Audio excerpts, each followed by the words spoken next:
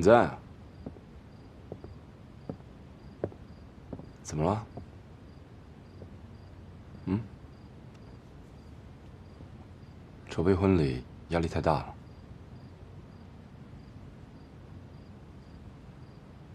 你知道夏初到底是怎么死的吗？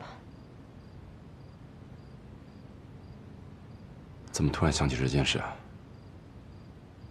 我想知道全部的真相。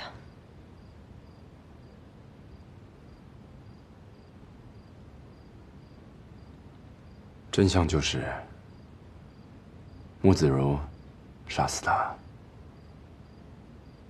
但真正的凶手是国民党。5年前，把正在试妆的夏初叫走的人是你。你到底跟夏初说了什么？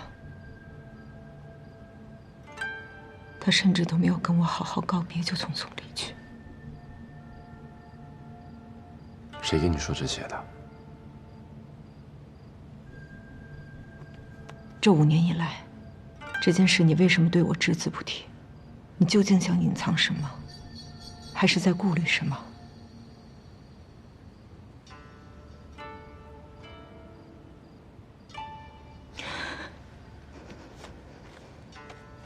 这是在死去的夏初身上找到的字条，这上面是你的笔记，对吧？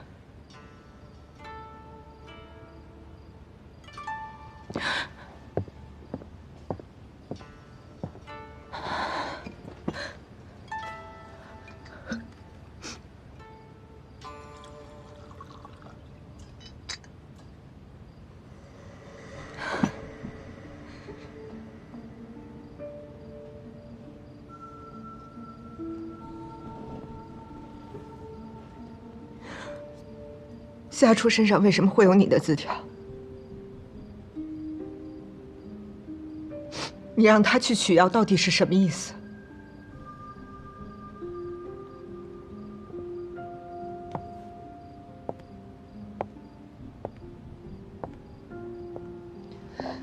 穆子如亲口告诉我，他们去康宁诊所抓的是另外的人，但等他们到了康宁诊所之后，却发现夏初也在那儿。所以这张字条就是夏初出现在那儿的原因，对吗？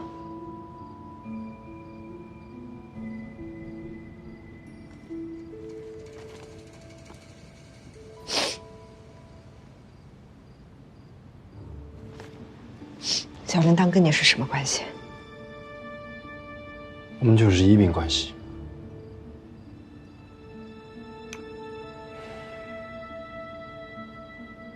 如果没有内应，我们杀不了穆子如，所以那个内应是小铃铛，对吗？你不说，我也猜到，因为他也是穆子如之死的受益者。夏初的死，小铃铛也有份儿，对吧？太会编故事了。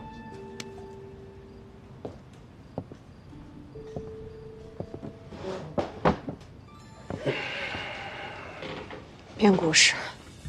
那你告诉我，民国16年4月12日早晨，文氏大药房刚刚开门，小铃铛就突然出现在那里，他干嘛去了？来找我买药。买药？给谁买药？给他妈买药。他妈早在20年前就已经投河自尽了。是吗？我不知道啊。你不知道？我来听你说。他是想去告诉你，他要去康宁诊所抓共产党，对吧？那之后，你就去了养福店，你去找夏初，让他去给你取药。夏初就去了，他去了康宁诊所，在那儿撞见了穆子如，然后夏初就死在了穆子如的枪下，而你安然无恙， 5年之后跟你结婚。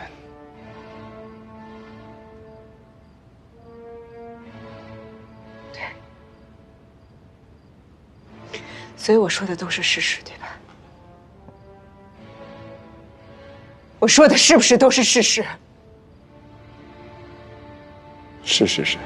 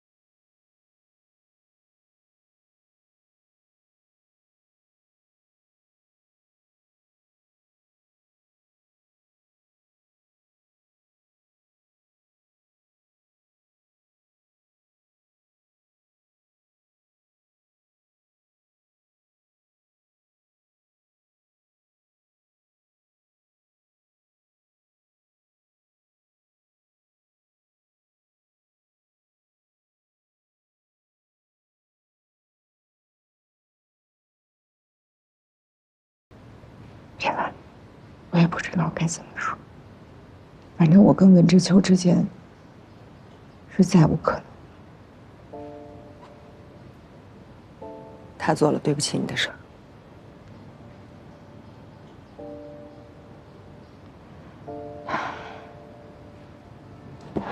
我去找他。别去了，二娘。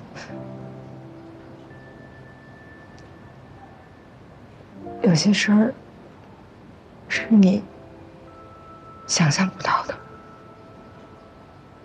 我以后会告诉你。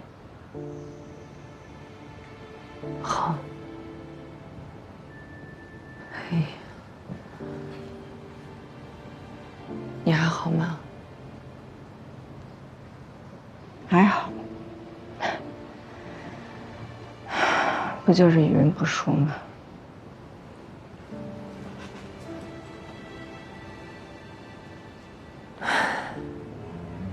这难道就是我们的命？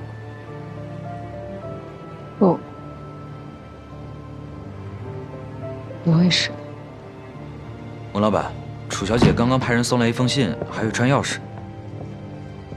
放着吧。好。文老板，公司有传言说楚小姐会辞职，还会离开公司，您和楚小姐要不要和大家澄清一下？不用。那您和楚小姐的婚礼取消了。啊？这通知大家吧。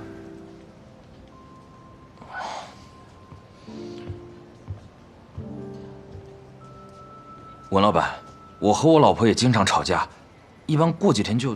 行了，去忙吧。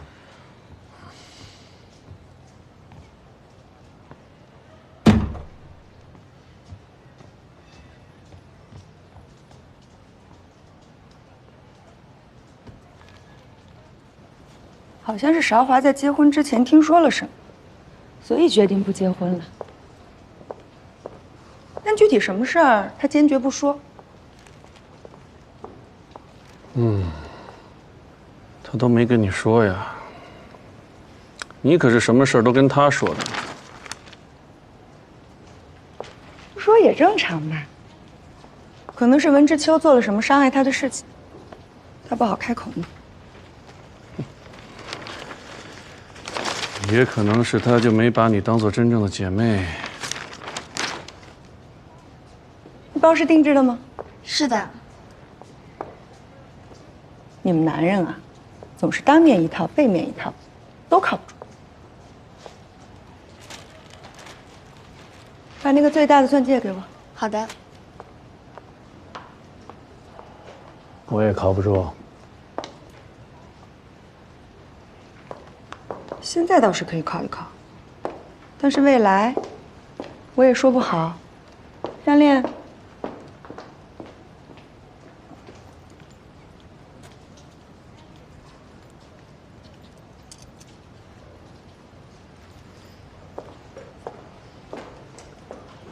怎么样？好看吗？太美了。白小姐挑的全部都要。不，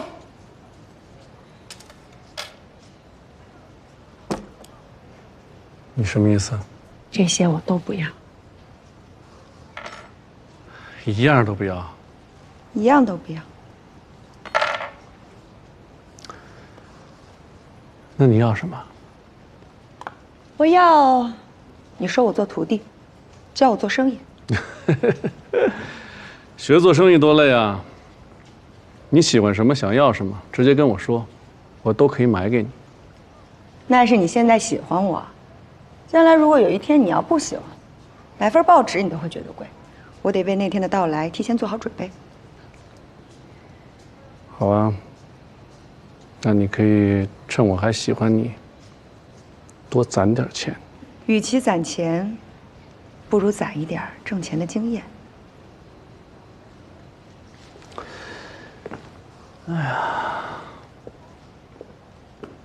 你可比我想象的有趣的多呀。你要是多教我一点，会更有趣。好，我现在就给你上第一课，在生意场上，除了你自己，不要相信任何人，一切都可以是假的，只有钱是真的。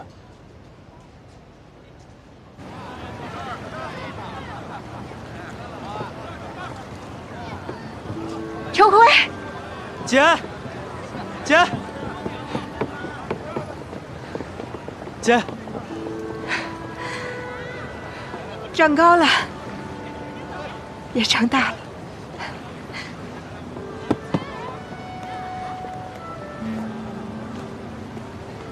姐，这是我的药学专业证书，这是我的化学专业证书。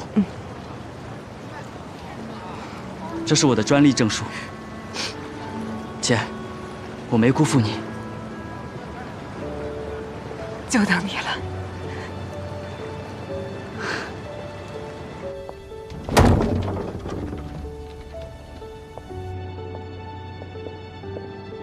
这原来是一家面粉厂，但因为经营不善呢，3年前就倒闭了。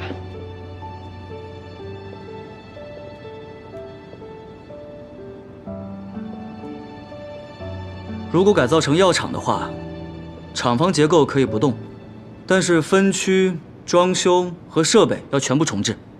那肯定的。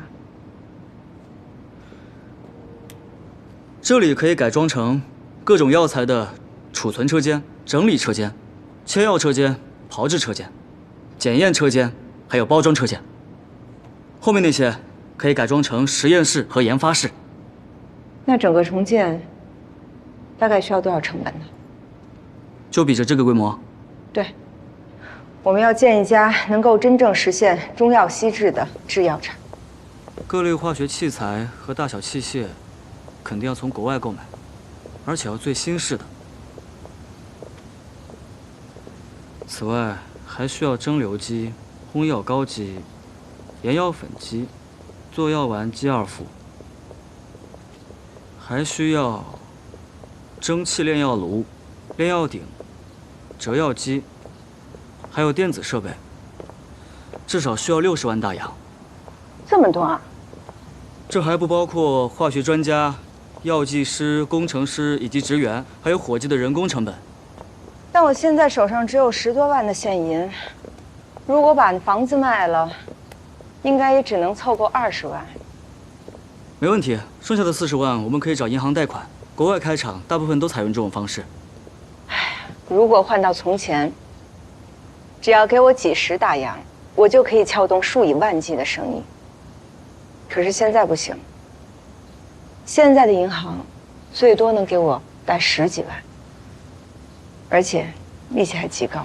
那要是不用最新的设备，成本至少可以削减1/3。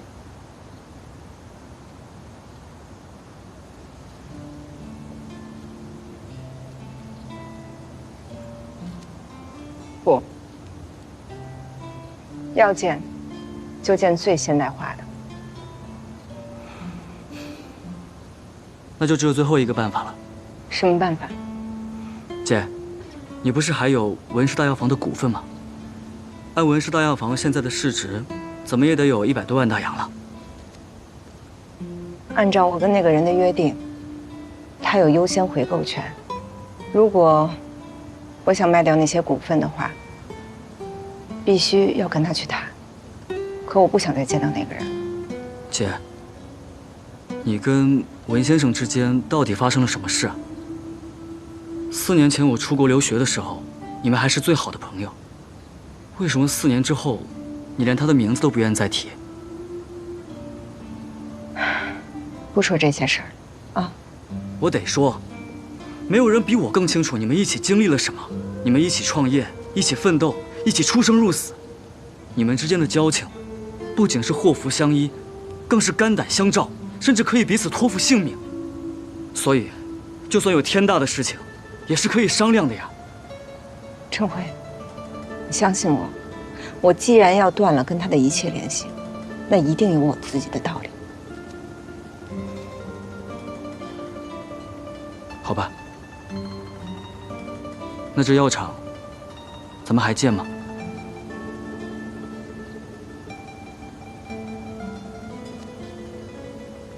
关于文氏大药房的股份，你替我去谈。好。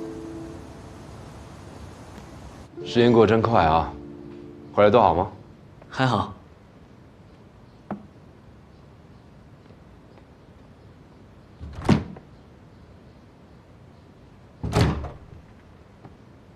他过得好吗？不太好。你们之间到底发生了什么？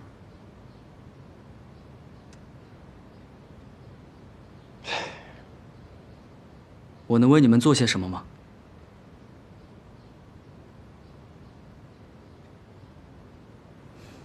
好吧。对了，他手上的股份我出60万大洋回购。60万大洋？你至少溢价了50%。有这么多吗？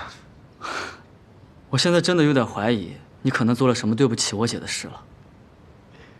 要这么理解也行。好，那我去准备合同了。那陈慧，还有一个条件，针对你的。你说。他要是遇到什么难处，第一时间告诉我。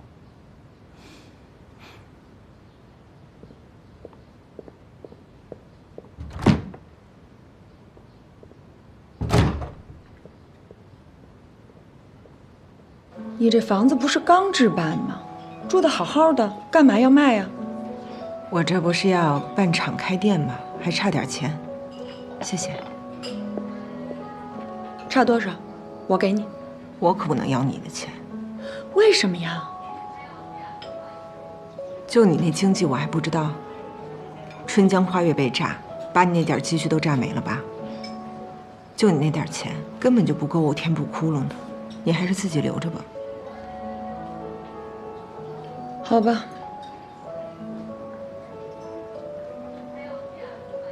对了，你跟夏元怎么回事？我现在是他的秘书兼助理。仅仅是助理兼秘书？那当然不只是。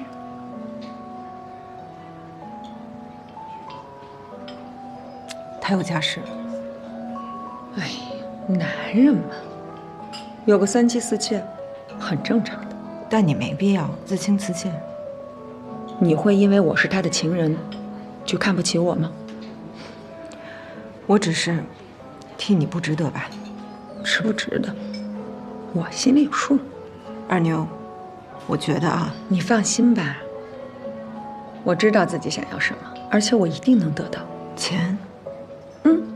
可之前你说你是要靠自己挣钱呢。就是因为我要靠自己挣钱了，我才更要跟夏元在一起。我要跟他学习怎么做生意。哎，你学做生意，你跟着我不就得了？我就知道你会这么说。我都要拜师了，我当然得拜个大的。夏元做生意的时间比你长，拜你不如拜他。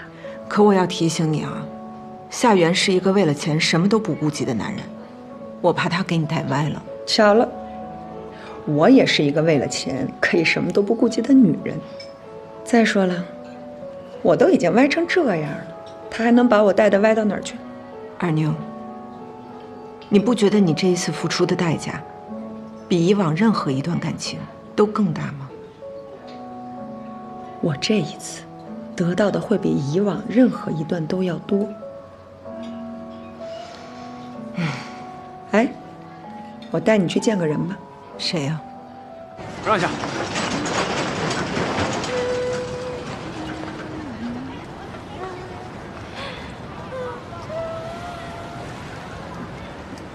听说他被一个拆白党骗光了所有的积蓄，后来又因为手脚不干净，被田大少给辞了。之后自己又做了一点小生意，又亏光了。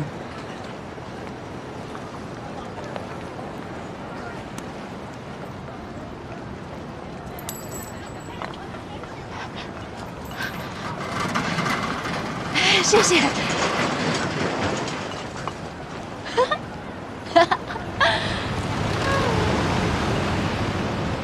小宝，娘有钱了，娘送你出国上学，好不好？小周，挣钱了，咱们买点猪头肉，煎个肘子。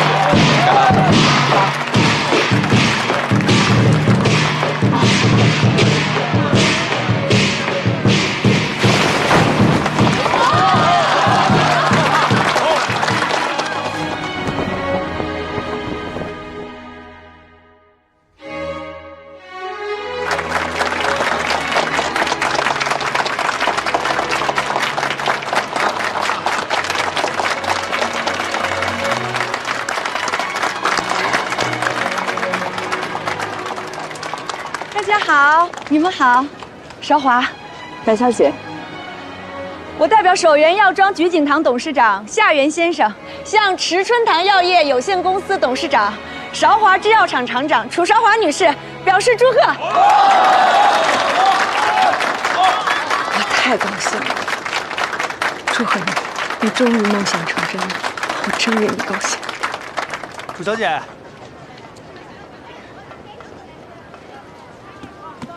文老板让我来祝贺楚小姐新店开业、新厂开工，并祝生意兴隆、财源滚滚。小轩，谢谢你啊。不过这花篮，你还是拿回去吧。来，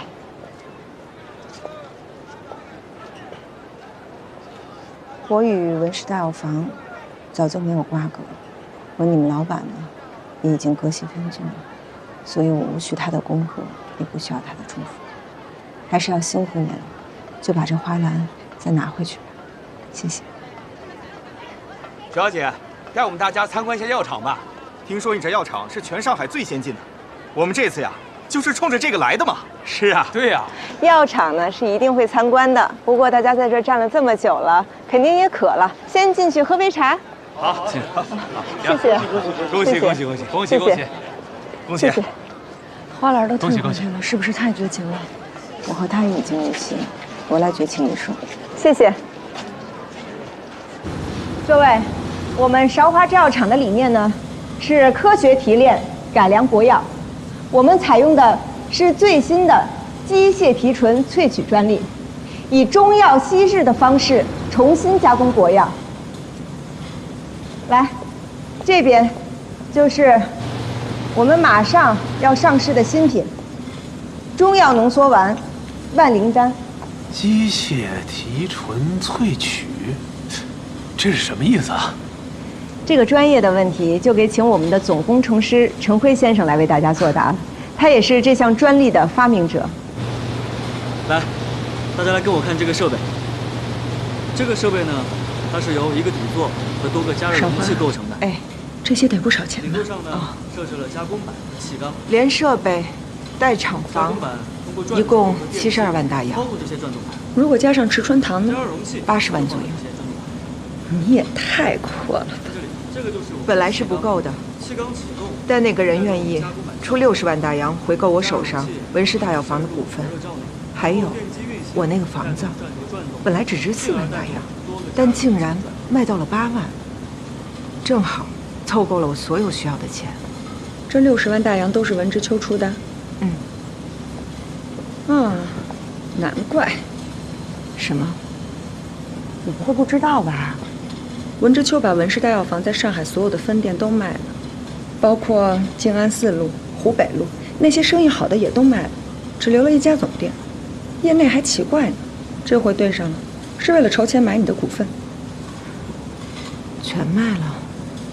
他自从跟你分开了以后啊，可干了好多奇怪的事儿呢。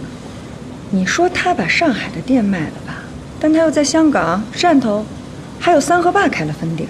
我还听说他想把分店开到大埠、永定、上杭、汀州，这不傻了吗？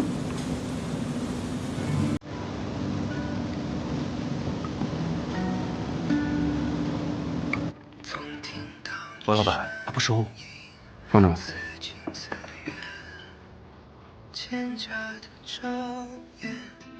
有些枕边来年有风的地点，随着季节变迁。快看那树叶落与我交接，如蹉跎的时间悄然翻篇，而我没能太理解，答案为何总是无言，在平凡的世界这样的真的如一条真河，你的痛留给谁了？黑夜翻了生活的皱褶，总是在自己度过了一生。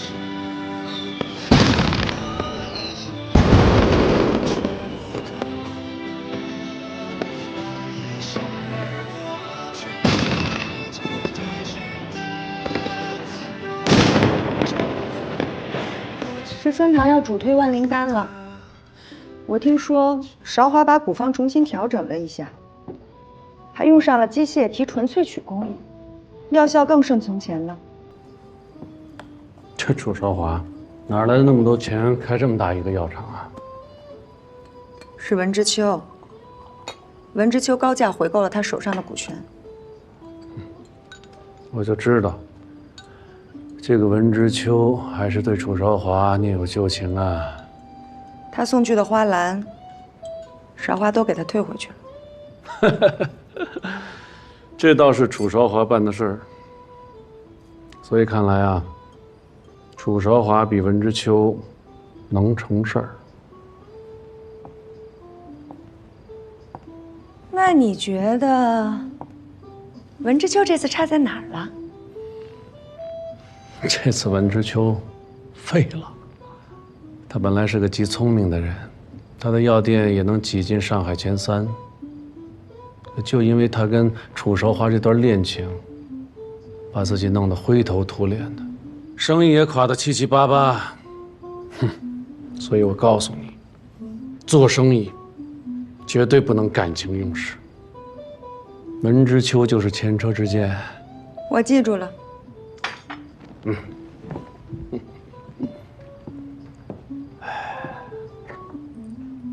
是我下个月准备推出的新药。这次我打算把它全权交给你负责。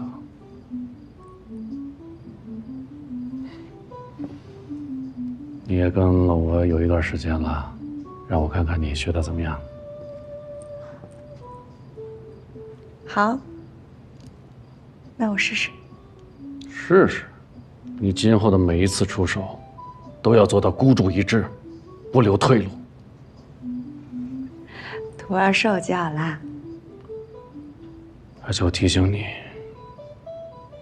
他的直接对手就是万灵丹。那你的意思是要让我跟韶华对打？对呀。不行。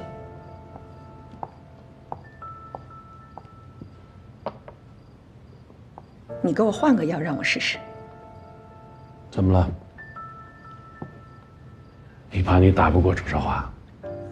不是，我是怕这样做影响了我跟韶华的感情。你看看，我刚教的你，不能感情用事，你又把2件事混为一谈了。但这人是韶华，我就这么跟你说，一旦遇到利益冲突，就算你留情面，楚韶华也绝对不会让着你。韶华不会的。不会？你看看他现在怎么对待文之秋，你就应该知道他将来会怎么对待你，啊？所以，生意是生意，感情是感情，在这一点上，你要好好跟楚少华学学。而且你知道吗，亲爱的，在我的世界里，只有金钱是最纯粹的，纯粹到不能容下任何杂念，包括感情。如果说你想得到很多很多的金钱，你就要放弃很多很多的情。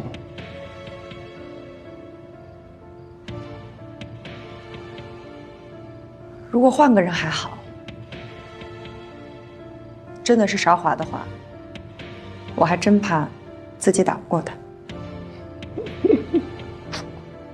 别怕，亲爱的，你想想，你背后是谁？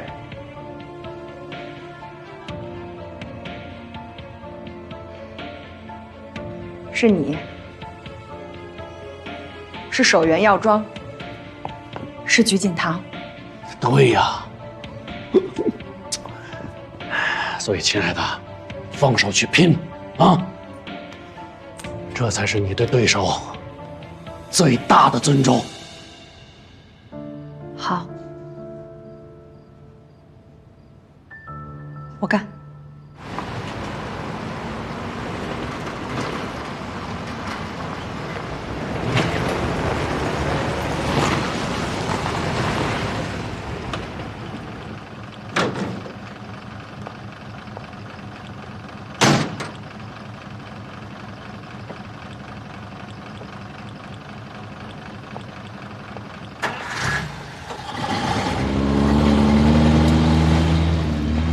白，小孙，你怎么回来了？你不是去参军了吗？这么快就能回来？我参军是为了打日本人，可长官把我们派到江西剿共。中国人打中国人，这事儿我可不干。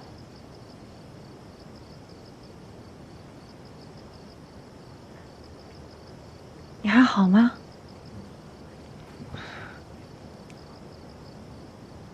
挺好的。上楼，上楼说。快来。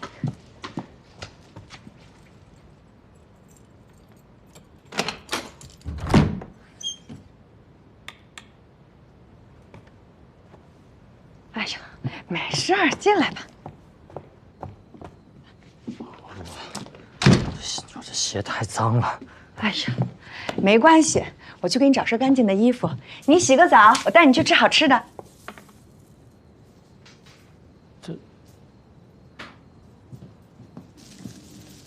我又找了个男人，很有钱吧？这人你认识，夏园。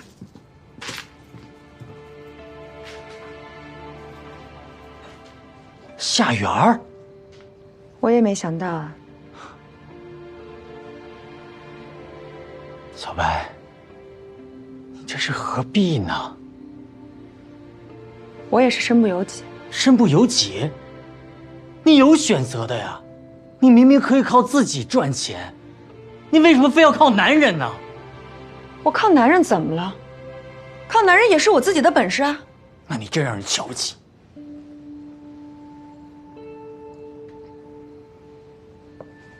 我无所谓。小白，你怎么能这样呢？因为我天性淫荡，我骨子里就是个贱货。是我就是靠男人了，怎么了？你凭什么嫌弃我、指责我呀？我需要你的时候你在哪儿呢？我的饭馆被炸毁了，我被埋在废墟里面奄奄一息，我快死了的时候你在哪儿呢？我在为国效力。那日本人怎么还在中国耀武扬威的呀？你作为军人保护不了国家，作为男人保护不了自己爱的女人，你还嫌弃我，我还看不起你呢。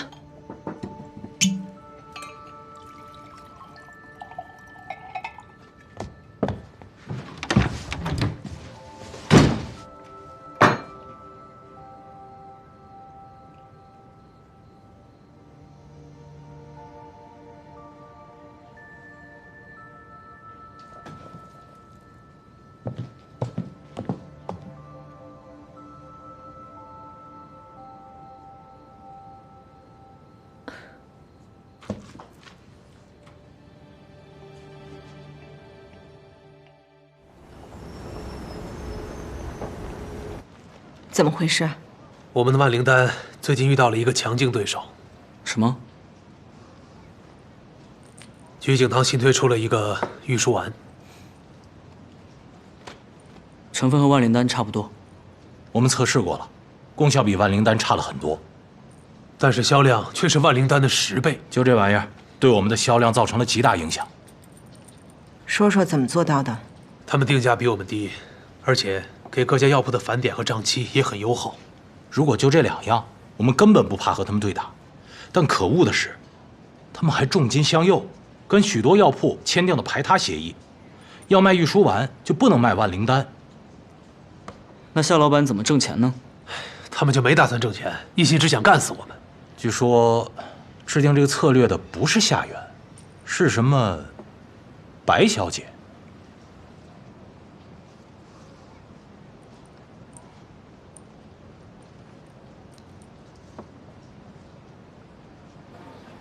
来杯咖啡。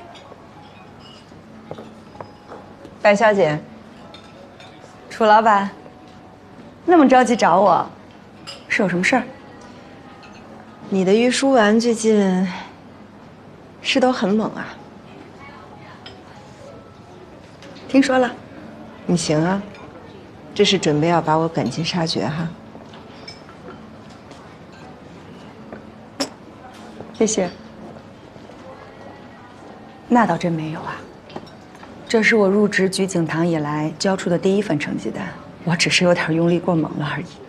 是夏媛让你这么做的，也是我自己的意思。你就不怕你这么做会影响咱们俩之间的感情？刚开始我确实会有这种担心，但是后来我就明白了，感情是感情，生意是生意。这也是夏媛教的。